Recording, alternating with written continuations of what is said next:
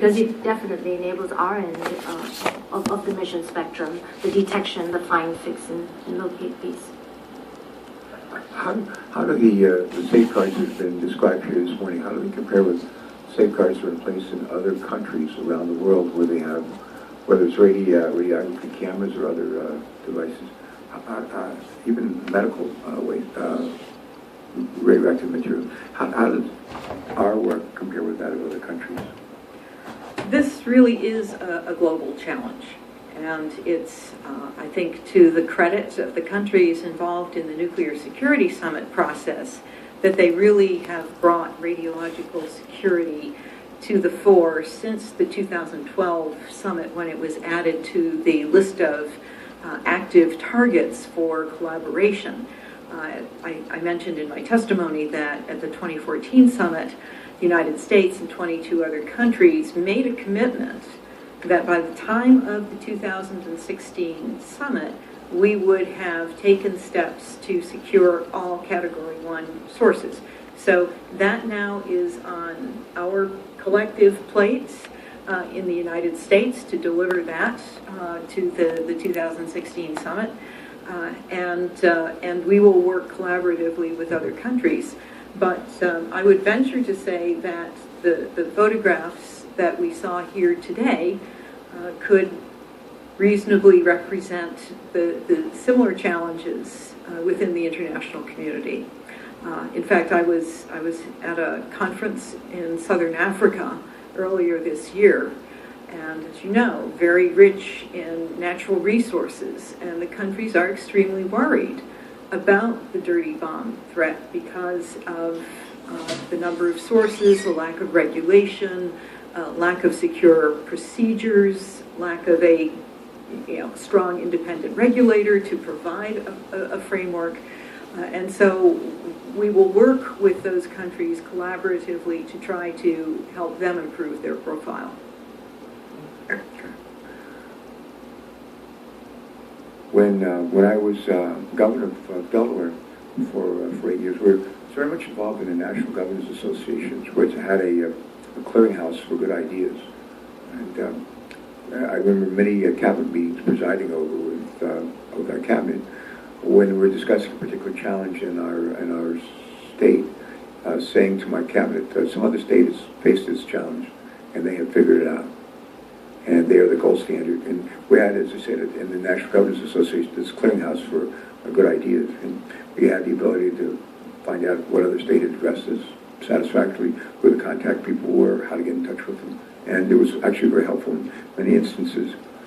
Do we have that kind of capability with maybe looking, I don't know if we would look from state to state, but if not from state to state, to see who has the best practices in this regard, or maybe from country to country who has the best practices. Maybe it's us, but could y'all speak to that, please? I can start, Senator, and I'll speak from an agreement state perspective, where we have 37 states within the United States that have signed an agreement. The governor has signed an agreement with the chairman of the NRC that where they want to take over the responsibilities for the safety and security of certain radioactive sources. And we have a process that we review their program and ensure that it has the right staffing, the right training. Why would the state want to take over that responsibility?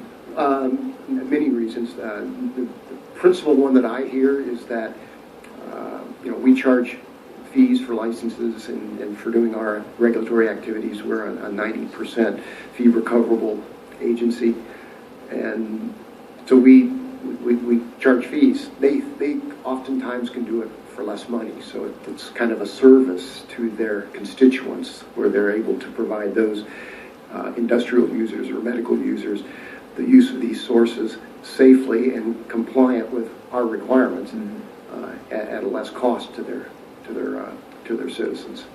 Okay. Others on the issue of compliance and best practices, whether it's within this country or outside of this country, please. Well, you mentioned Senator Akaka before, and I had the honor to testify before him several years ago. And he was truly a leader in this area and worked very hard with... What do you suppose inspired him?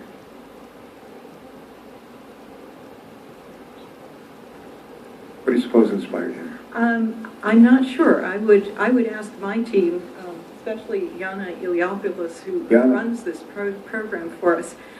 She worked very closely with the senator and with the state of Hawaii to bring them into full compliance with all regulations, and as far as I know, they were the first state to do that. Okay. I think the senator... Yana, can you just step a little closer to the microphone, please? If you just take a moment, and then we'll let you escape to your seat. Thank you. I think the senator Would was... you say your name, please? Yes, my name is Yana Iliopoulos, and I work for NNSA, and I run the domestic program. Iliopoulos? Iliopoulos. Iliopoulos, okay. Maybe you can spell that for us later.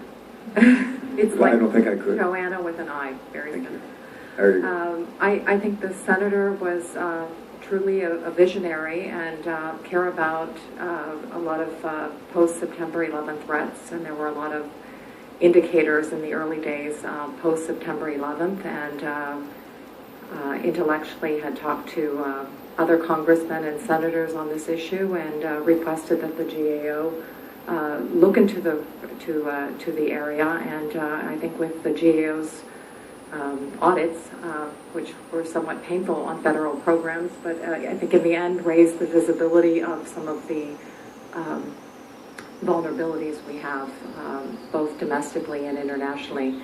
And he was a clear advocate of, if it can be done in my state. I have medical facilities, I have USDA irradiators, I have Navy base, I have a lot of things right in my own backyard. If it can be done in my state and we can increase the security posture, that could serve as a model going forward with other states. So it was a push on our part. We didn't solely focus on Hawaii. We focus on major metropolitan areas and other states across the country on a voluntary basis. But his foresight and his advocacy on this issue clearly articulated the need for others to step up and step forward. All right. Thank you. Thank you very much. Mr. Trimble?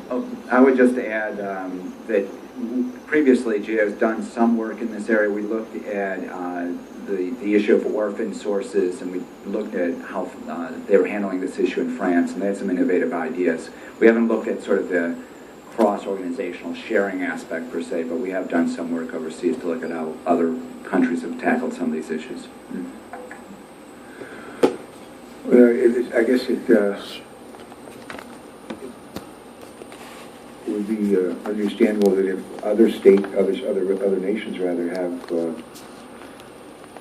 these devices that have radioactive materials in them, whether they're mobile or stationary, and if other countries do not secure them well, and those materials were obtained, they could be used for bad purposes in those countries, or maybe anywhere.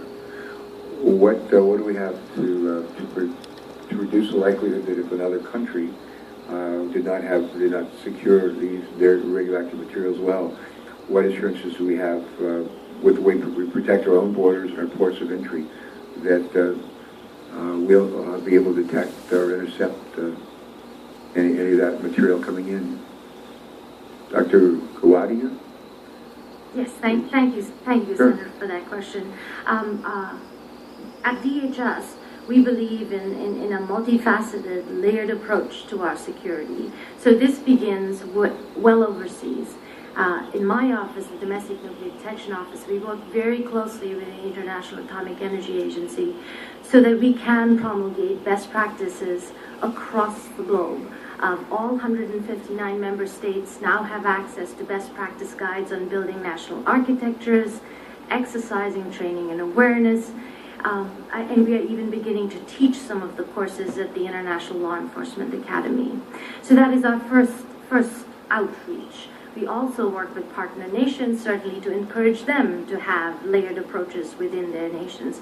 I guess as I go through my answer, you'll see me building a layer after a layer after layer so that we can make nuclear terrorism a harder and harder undertaking for the adversary. We use information, such as manifest data, to focus our overseas scanning efforts, and then certainly collaborate with our intelligence community partners so that we can get the early indicators, the early intelligence warnings, and surge our assets as necessary. At the borders itself, we have very robust capabilities. Almost 100% of our containerized cargo is scanned at our seaports. 100% of vehicular traffic that comes across our land borders at our ports of entry is similarly scanned. We have well-trained law enforcement officers in Customs and Border Protection and United States Coast Guard. Every boarding party in the United States Coast Guard carries detection equipment. All incoming general aviation flights are met by Customs and Border Protection officers who have the right equipment and scan the incoming aircraft. These are just some of the examples I can think of. And of course, with your continued support, we will continue to make the right investments and appropriately balanced capabilities to build strength after strength at our borders and with our international partners.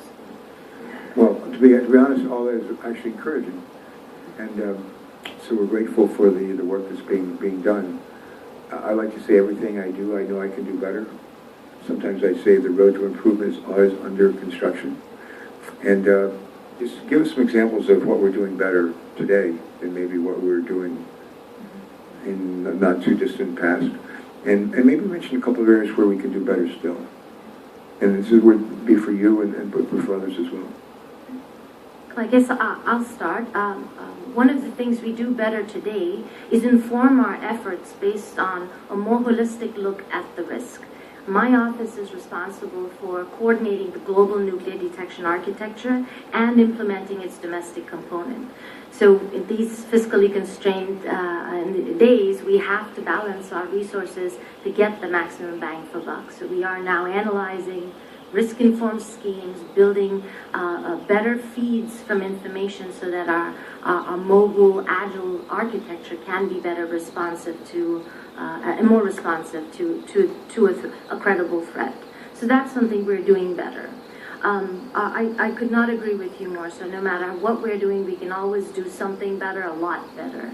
And with the adversary being adaptive, we have to continue to grow and stay ahead of of their capabilities as well. You heard the administrator talk about exercising. Illicit nuclear materials are not something a law enforcement officer sees on a day-to-day basis. So we must practice. We must keep our skills up to speed, and we do that with some of our field exercises where we use uncommon sources to expose our officers to things they don't see on a normal basis. These are some of the activities. Integrated exercising, I think, is something we can do better moving forward. And our communications coordination function always can be better. Anyone else? Ms. Harrington? So Dr. Guadia mentioned the global nuclear detection architecture. There was a White House review of GNDA last year, and within the context of that review, some very specific areas for the programs that we run at the Department of Energy were identified as necessary to fill certain gaps. For example, our second line of defense program works very carefully and closely with DHS. We install radiological detection devices in ports where there is a lot of outgoing cargo traffic to the United States. So we try to catch things before they even are headed to the United States. And we're particularly interested in nuclear material, but radiological sources are also a very big concern, and a large number do get caught through this system, identified, isolated, and then handled appropriately. Also internationally, since 2004, and we just actually celebrated the 10-year anniversary of our Global Threat Reduction Initiative, we've done an enormous amount of work internationally to both secure sources, identify disposition pathways, work with countries to develop best practices, work on an international code of conduct for the security of radiological sources. So this is an extremely active area of programming for us, and one where we will continue to be extremely active. I think one of our biggest accomplishments was first identifying and then retiring the radiological thermoelectric generators, the RTGs, used by Russia to power lighthouses in very remote locations and so forth. These were massive sources, and one of them could have been used for many, many dirty bombs. So that was a huge accomplishment over multiple years. But we've had similar kinds of work going on across the globe for the last decade. Senator, I would just add that one of the things we're doing better today that we weren't doing in the past has to do with our source security rulemaking that I mentioned earlier. There's 6 focus areas within that rulemaking that makes this a more effective rule, and that includes, as I think I had mentioned, background checks, including FBI fingerprinting, to help ensure that individuals that are allowed in next to sources can do so unescorted, controlling personnel access, where significant sources are being stored, documenting security programs. In other words, a written security program that lays out how the licensees will safeguard these sources, coordinating with local law enforcement to have a plan in place in case there's theft or diversion, and coordinating and tracking radioactive source shipments such that if they become lost during shipment, there's a manner to be able to find them. Okay, good. And if I would add just one Sure. I think the international efforts we've discussed today in terms of protecting the country highlight in an indirect way the importance of the issues we bring up in our report. Because as those pathways become more and more difficult for anyone to navigate, the easiest path is domestic. Why try to bring something in from overseas if you can just go to the local hospital or go to the warehouse to get the source?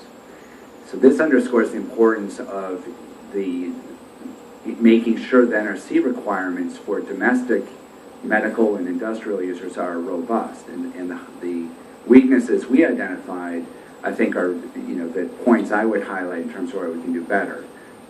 Looking at the definition of co-location so that all vulnerable facilities are subject to the regulations, improving how we do background checks, giving better guidance on who should and should not be given such access, examining whether NRC should be playing a bigger role in that process, providing more specific guidance to companies and licensees who are not security professionals. These are commercial companies doing a business.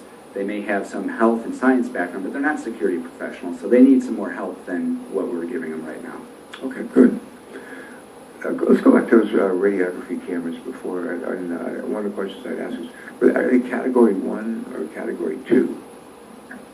They're Category 2, and they have a source that needs to be replenished fairly often because of its half-life. So, Okay. So what would be fairly often, every year or two? about every 3 months. Okay, that is fairly often. All right. Are we aware of any effort to actually mount an attack using a dirty bomb in this country or another country? Are we aware of someone's actually attempted, much like in Boston, where we have the effort to unfortunately successful to use pressure cookers to hurt and kill and maim a lot of people. We've seen use of substance in the air to poison, try to kill people in subways. So we have actual demonstrated uses of the technology to hurt people. Do we have any documentation about attacks either in this country or another country where this was actually tried, maybe failed, maybe aborted? I do not, sir. There is the general threat that we make every effort to safeguard against. I'm not sure if my colleagues are aware of any attempts to produce a dirty bomb using our sources. If you want to follow up with a classified briefing on the topic, we could go into that in more detail. Okay, good enough. And I'm going to ask you a follow-on question, and if this one is not appropriate to answer in this space, just say so. But people can go on the internet and learn all kinds of things, including how to build weapons, and nuclear weapons, pressure cooker bombs, and I presume dirty bombs. Given the access to that kind of information, why do you suppose no one's done it, at least to our knowledge, and it's certainly not been successful in doing it? And maybe it's because the security measures that we're talking about in this country are pretty good, getting better. Maybe it's because that's true in other countries. Maybe it's not as easy as it sounds to do. And maybe people just decided that it's too dangerous and they're going to hurt or maim other people. They maybe find some way to do it that's less damaging to the perpetrator. Although a lot of them don't really seem to care about whether or not they live or die. But why do you suppose we've not seen it attempted more? Yeah, Mr. Trimble. I'll just jump in to start the conversation. I mean, I think the efforts of NNSA, DHS, NRC deserve credit for all they've done to try to secure these sources. I think where the conversation is going is there more that we can do, though? And that's really where our report is coming from. And really it's just premised on the idea that it only takes one to make a really bad day. Others, please. Just quickly, I'd like to say that I believe it's some of the efforts that we've taken in putting together regulatory programs as well as other programs that is certainly one of the drivers. We made it very hard for people to get their hands on these things. Mm-hmm. Doctor? Senator, I would echo a lot of what you've said and we've heard today, but in a different setting, I think we can go into more specifics. Okay. Sherrington? I support Dr. Galadia's statement about taking this up in a different environment. Okay, fair enough. Captain Stewart, let me come back to you. Let me just ask, does the NRC have any mechanisms to immediately review unescorted access decisions made by licensees? For instance, if a licensee grants unescorted access to an individual with a violent criminal history, will the NRC be immediately made aware of this action and will be able to take immediate action? We would be able to inspect it in our next scheduled inspection activity. That's when we review the decision making by the licensee staff on trustworthiness and reliability. Mm-hmm. Mr. Trimble, you want to react to that? My understanding of the guidelines, though, is that what's being reviewed is that the various factors were considered, but the actual decision is left to the licensees. So there's still no prescription that if someone has convictions for certain things, that they are not allowed to have access. Does that sound satisfactory? Should we be concerned about that, ladies? So I would respectfully defer to my regulatory colleagues and Director Sartorius' position. It is and support and advocate for his mission, because again, the more secure these sources are, the easier it becomes for the detection end of things. Okay. Do you think it would be helpful, again, Mr. Sartorius, to be helpful to require that the licensee get a second opinion from their respective state or the NRC regarding the trustworthiness of an individual? Well, Senator, I don't think it would. And the reason is, as a regulatory body, we expect our licensees to perform these activities. We give them good guidance so that they can follow and so that they'll repeat the right decisions. But I would say that it's not within our purview to be consultants. We review what the licensee has done and make a decision on whether they comply with our regulations. Mm-hmm. In any of your regulations, does the NRC expressly prohibit licensees from granting unescorted access to individuals previously convicted of making, for example, terroristic threats? They do not. Okay. Maybe one more question, and then we'll wrap. We're going to start voting in just a few minutes.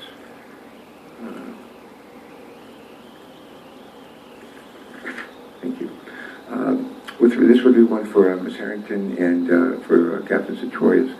And this is on security enhancement. I understand that the National Nuclear Security Administration's Global Threats Reduction Initiative works with the Nuclear Regulatory Commission, licenses state, local, and tribal governments and other federal agencies to build on the existing regulatory requirements by providing voluntary security enhancements. And let me just ask of you, Administrator Harrington, how many security enhancements has the National Nuclear Security Administration put into place on industrial and construction facilities? And a follow-up would be, what obstacles stand in your way from installing some form of security upgrades for all high-risk radiological sources?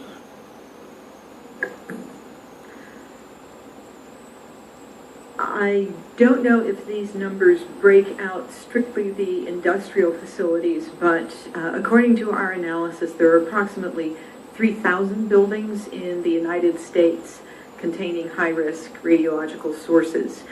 Of that number, we have already worked in 650 buildings providing our security upgrade program, and we intend to complete another 45 in this fiscal year.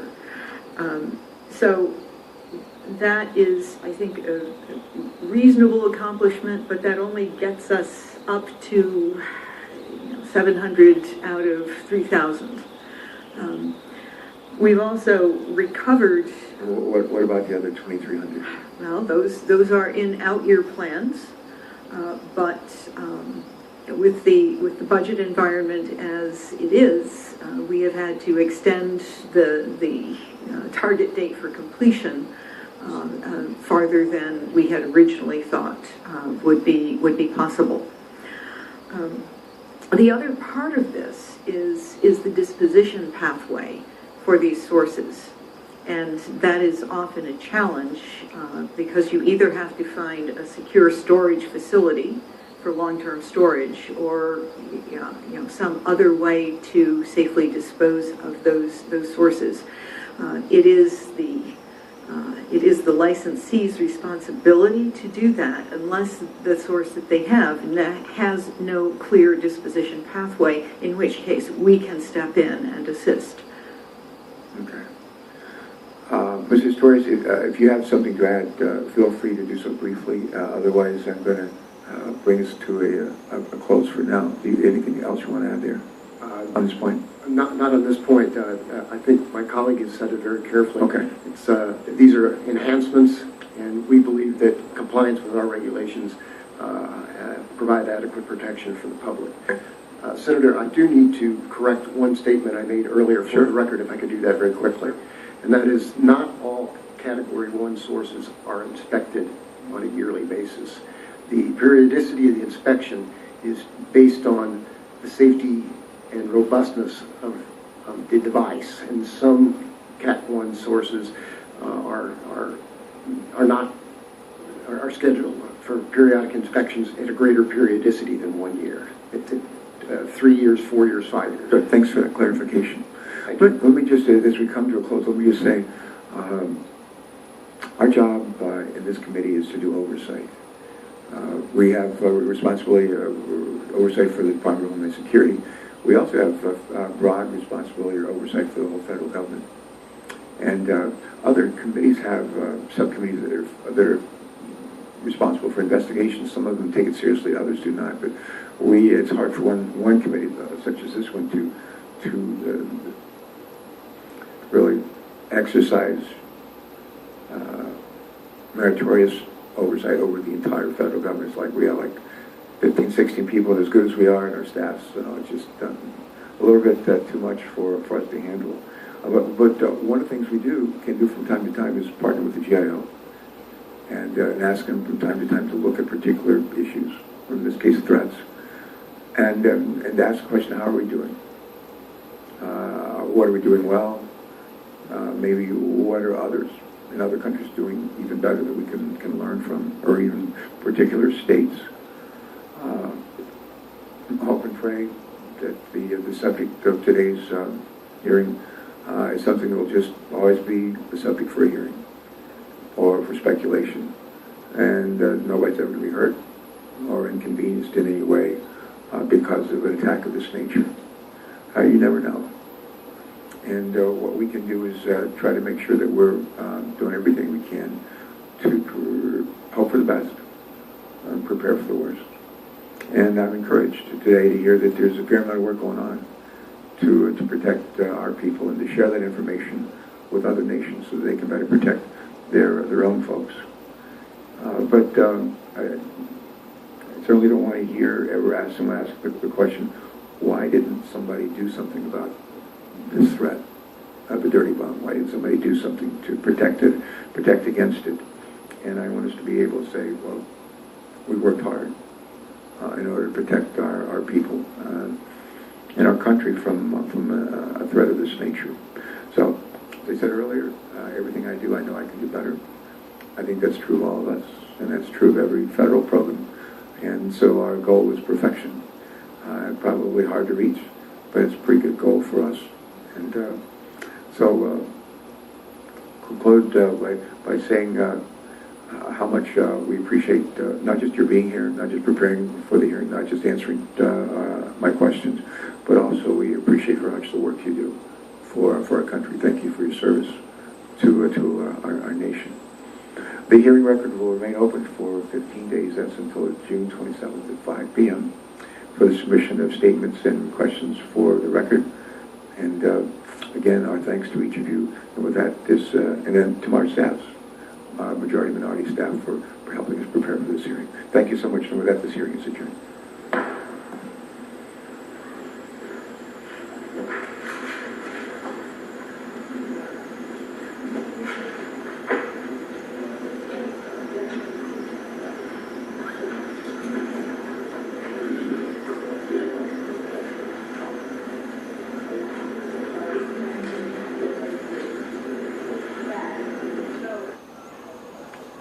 The House returns this week for leadership elections and work on federal spending bills. Here's a look at the House agenda.